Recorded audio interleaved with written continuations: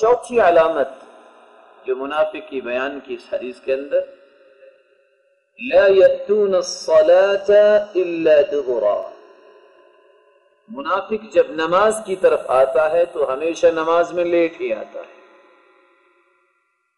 ولا یذکرون اللہ الا قلیلا، اور اللہ کا ذکر بہت تھوڑا کرتا ہے۔ حالت کیا ہوتی ہے؟ سخب بالنہار وخشب باللیل، دن کو دیکھو تو بازاروں کے اندر چیختا نظر آتا ہے، رات کو دیکھو تو ایسے چارپائی پہ پڑا ہوتا ہے جیسے لکڑی پڑی ہے، کوئی حرکت نہیں، نہ اللہ کا ذکر، نہ عبادت، نہ نماز۔ اللہ ہم سب کو ایسی حالتوں سے محفوظ فرمائے۔ آپ صلی اللہ علیہ وآلہ وسلم نے عبداللہ ابن ام مکتوم رضی اللہ تعالی عنہ، جو نبی صحابی تھے،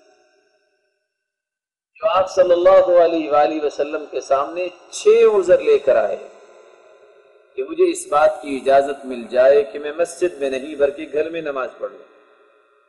صحیح مسلم کی روایت ہے، عبداللہ ابن ام مکتوم رضی اللہ تعالی عنہ وارضاہ سوال کرتے ہیں، یا رسول اللہ صلی اللہ علیہ وسلم، انی رجل ضریر البصر،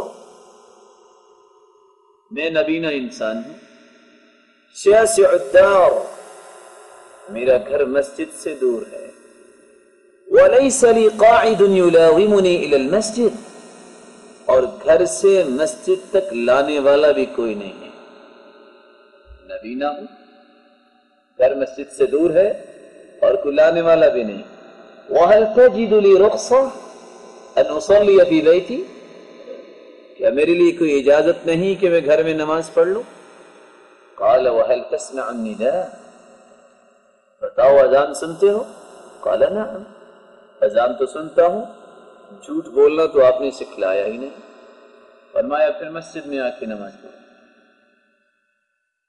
چوتھا عذر لے کے پھر آئے، یا رسول اللہ صلی اللہ علیہ وسلم، ان بین بیتی ومسجدی نخلا وشجرا، میرے گھر اور مسجد کے درمیان جھاڑیاں ہیں اور کھجور کے درخت ہیں، میں نبینا انسان ہوں، اگر کسی درخت کے ساتھ الجھ جاؤں، ٹکرا جاؤں تو کیا بنے گا؟ کیا میرے لیے اجازت نہیں کہ میں گھر میں نماز پڑھ لوں؟ قال وهل تسمع النداء، اذان سنتے ہو؟ قال نعم، اذان تو سنتا ہوں، کہا مسجد میں آ کے نماز۔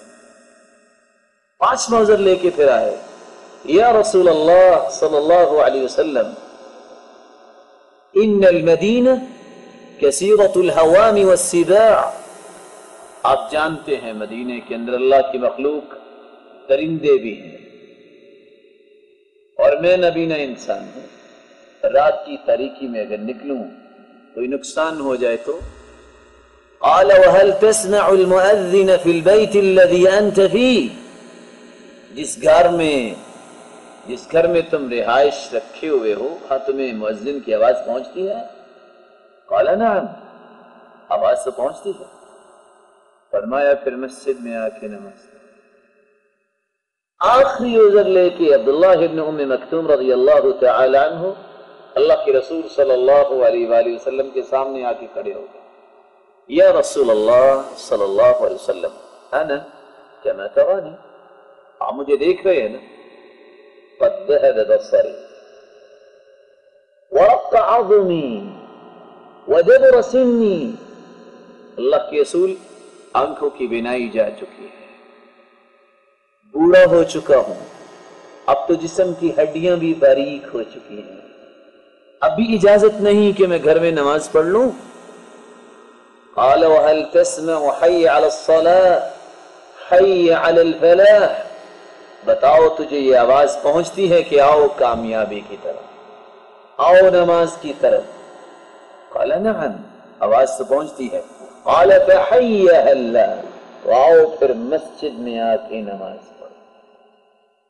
میرے معزز اور محتشم بھائیوں، 6 عذر پیش کیے، نبینے ہیں، گھر مسجد سے دور ہے، کوئی لانے والا نہیں، اور گھر اور مسجد کے درمیان درخت ہیں، جھاڑیاں ہیں، اور مدینے میں درندے ہیں، اور بوڑھے ہو چکے ہیں، ہڈیاں باریک ہو چکی ہیں، 6 عذر سننے کے باوجود ان کو اجازت نہیں ملی کہ گھر میں نماز پڑھ لیں۔ میں اور آپ جن کو اللہ نے آنکھوں کی نعمت سے بھی نوازا ہے، جن کے گھر مسجد سے دور بھی نہیں اور لانے والے کی ضرورت نہیں، اور امن اور امان میں رہ رہے ہیں، اگر پھر بھی مسجد میں آ کے نماز نہیں پڑھتے، بلکہ میں یہ کہنا چاہوں گا اپنے اپنے ملک میں چیک کیجئے، اللہ نے کسی کو سائیکل دی ہے، کسی کو موٹر سائیکل دی ہے، اور کسی کو گاڑیوں سے نوازا ہے۔ ان ساری کی ساری نعمتوں کے باوجود اگر مسجد میں آ کے نماز نہیں پڑھتا، کل قیامت کو 7واں کون سا عذر پیش کر کے اللہ سے معافی مانگے گا؟ اس لیے اللہ کے رسول صلی اللہ علیہ وآلہ وسلم کے صحابی عبداللہ ابن مسعود رضی اللہ تعالی عنہ کہا کرتے، لو انکم صلیتم فی بیوتکم لترکتم سنت نبیکم ولو ترکتم سنت نبیکم لضللتم عن سواء السبیل وَلَقَدْ رَأَيْتُنَا وَمَا يَتَخَلَّفُ عَنْهَا إِلَّا مُنَافِقٌ مَعْلُومُ النِّفَاقِ۔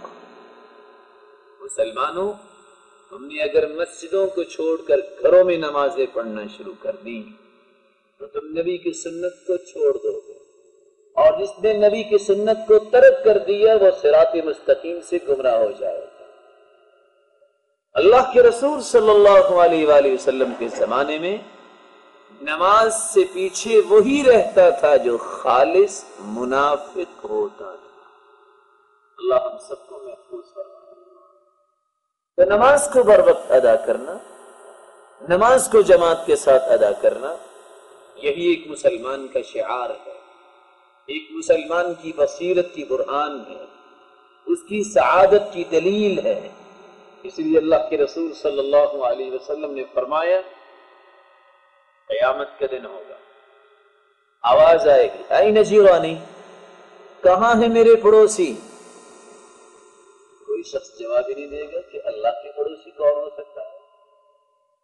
جبریل جواب دیں گے، یا ربی وَهَلْ يَنْبَغِي لِأَحَدٍ أَن يُجَاوِرَكَ؟ اللہ آپ خالق، باقی ساری مخلوق، بھلا ہو سکتا ہے کہ مخلوق خالق کے پڑوسی بن جائے؟